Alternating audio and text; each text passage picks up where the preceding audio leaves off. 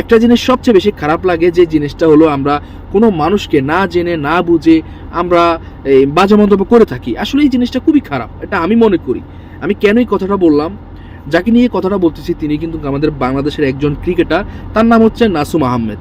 ওকে, কিন্তু এই তো কিছুদিন আগের ঘটনা, তিনি নাকি তার বাবাকে এই বাইরে থেকে বের করে দিয়েছেন, এমনকি তিনি নাকি টাকা পয়সা দিচ্ছেন না, সেই বিদায় তার বাবা সিকিউরিটি গার্ডে চাকরি করছেন। এটা কিন্তু কতটা জঘন্য হলে এই জিনিসটা এভাবে নিউজ করা হয়। ঠিক আছে, একটা মানুষের পরিপূর্ণ জানার পরে আপনি মন্তব্য করতে পারেন, না জেনে আপনি বাজে মন্তব্য কখনোই করতে পারেন না। এটা হচ্ছে ফার্স্ট অফ অল কথা। ঠিক আছে, বাংলাদেশ বনাম আফগানিস্তানের ম্যাচের মধ্যে তিনি ভালো উইকেট নিয়েছেন, সেই বিদায় তিনি ভালো পারফরমেন্স করার কারণে তিনি ম্যান অফ দ্য ম্যাচ পাইছে, সেই টাকাটা তিনি তার বাবাকে উপহার দিতে চাচ্ছেন। তো এই জিনিসটা বাবারাও তো প্রাপ্ত, ঠিক না, ছেলেদের কাছ থেকে।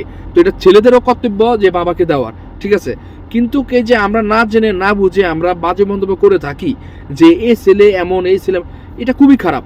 আপনি একটা মানুষকে নিয়ে কথা বলতে হলে তার বিষয়ে আগে জানতে হবে, বুঝতে হবে সেই মানুষটা কেমন। একটা মানুষকে আপনি চিনেন না জানেন না, হঠাৎ করে যদি তার বিরুদ্ধে আপনি কথা বলেন, তাহলে দেখা গেছে তার বিরুদ্ধে সবাই একটা খারাপ এই দৃষ্টি নিয়ে তাকাবে, কথা বলবে। তো এই জিনিসটা আসলে খুবই খারাপ। আমাদের বাংলাদেশে এইসব ঘটনা হয়ে থাকে। এই জিনিসটা থেকে আমাদেরকে বের হয়ে আসতে হবে আমরা মনে করি। তো আশা করি অবশ্যই বুঝতে পারছেন। সবসময় একটা জিনিস মনে রাখবেন, কারো বিরুদ্ধে কথা বলতে হলে অবশ্যই তার